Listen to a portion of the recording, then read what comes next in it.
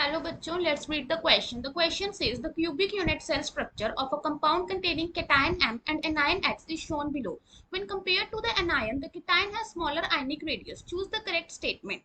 The first is the empirical formula of the compound is Mx. Second is the cation M and anion X have different coordinate geometry. Option C is the ratio of Mx bond length to the cubic unit cell H length is 0.866, and option D says the ratio of ionic radio of cation to anion X is 0.414. So इस question में हमारे पास क्या है, cubic unit cell जो है हमें provided है, ठीक है, जिसमें हमारे पास जो m है वो क्या है, कैटायन है, और जो x है वो क्या है, एनायन है। हमें बताना है कि जब इसको हम एनायन और कैटायन को कंपेयर कर रहे हैं तो हमारे पास कौन सी स्टेटमेंट्स इनमें से करेक्ट है। सो इसके लिए सबसे पहले हम देख लेते हैं हमें किस की कंसेप्ट की रिक्वायरमेंट है। सिंपल हमें इस क्वेश्चन को करने के लिए हमें पता होना चाहिए अबाउट कि हमारे पास कंट्रीब्यूशन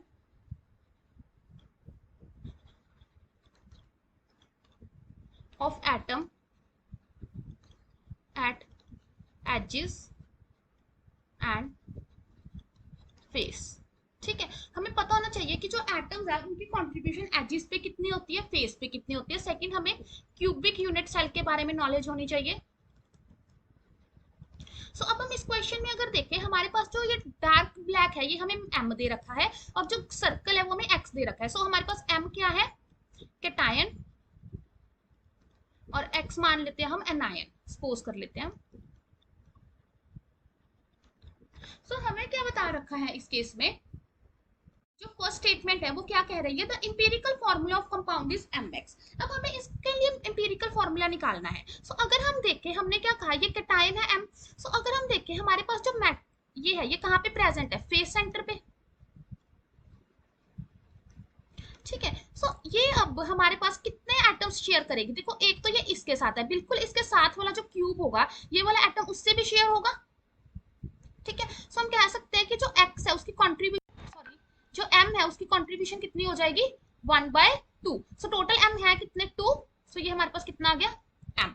सिमिलरली जो हमारे पास x है, देखो ये वाला जो एटम है ये किससे शेयर हो रहा है, एक इससे शेयर हो रहा है, एक इसके बिल्कुल जो आगे यूनिट सेल होगा उससे होगा, एक इसके जो ऊपर यूनिट सेल होगा उससे होगा, और एक जो बिल्कुल इसके नीचे है ये वाला इसके साथ है, ठीक है। सो इसमें हमारे पास एक जो यूनिट सेल है वो कितने का पार्ट आ रहा है, देखो एक यूनिट सेल ऊपर होगा, एक इसके आगे होगा।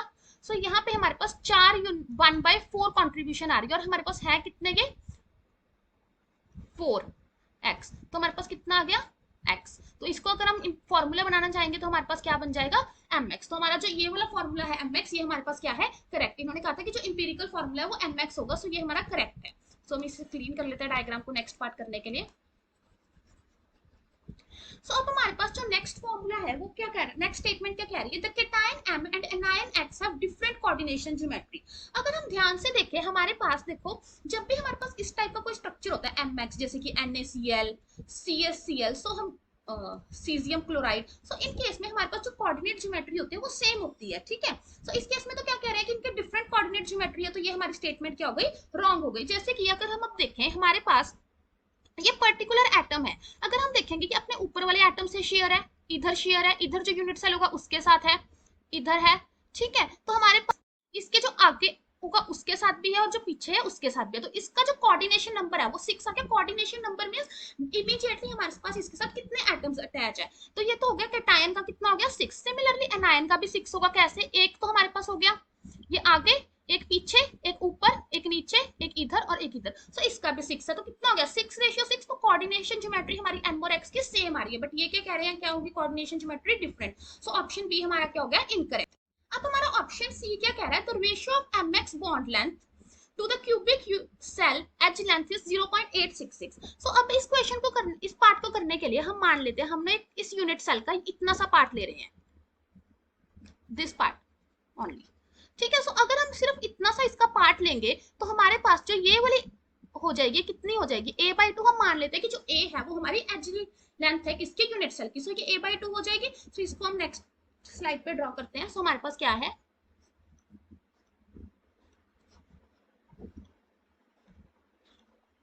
इस तरह से है। सो हमने क्या कहा, दिस इज a/2। अगेन अगर ये a/2 है तो ये भी कितनी हो जाएगी, a/2। हम मान लेते हैं ये हमारे पास x है लेट अस से हमें क्या निकालना था, यहाँ पे एक एटम है, यहाँ पे एक एटम है, सो ये वाली चीज। अब ये एटम्स मैंने दूर दूर बनाए हैं, बट एक्चुअली में ये एटम्स होंगे कैसे, बिल्कुल अटैच। सो यहाँ पे हमारे पास हम इसको ए डिस्टेंस मान लेते हैं। सो अगर हमें मान लो this is a, this let us say this is M. सो अगर हमें निकालना है, पाइथागोरस थ्योरम लगाएंगे, सो हम कह सकते हैं अकॉर्डिंग टू पाइथागोरस थ्योरम जो ए एक्स स्क्वायर है वो किसके इक्वल होगा, X B square plus A B square के, ये कह सकते हैं जो हमारा क्या है ए एक्स स्क्वायर है that will be equal to let us say this is B, X B square plus A B square. तो हमारे पास एक्स बी कितना है, हमारे पास A by two plus A B कितना है, ए बाई टू। सो इसको हम सॉल्व करेंगे तो हमारे पास कितना आ जाएगा, A X square is equal to A square by two. So A X कितना आ गया, that is A by root two. अब हमारे पास ए एक्स आ गया, सो हम एक्सएम निकाल सकते हैं। सो एक्सएम स्क्वायर किसके इक्वल हो जाएगा, A X square plus A M square. So it will be equal to A by root two square plus A by two square. So इसको जब हम सॉल्व करेंगे तो एक्सएम आ गया हमारे पास रूट थ्री बाय टू ए।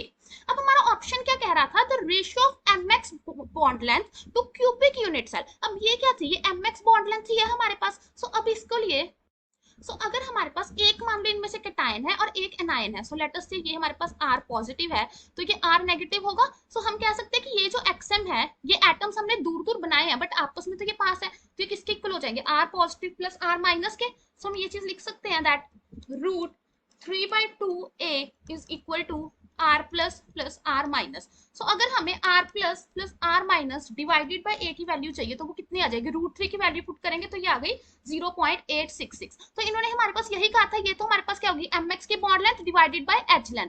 तो इसका ये क्या कह रहे हैं कि mx की bond length by edge length कितनी आ रही है, 0.866। तो हमारा ऑप्शन सी क्या है, करेक्ट।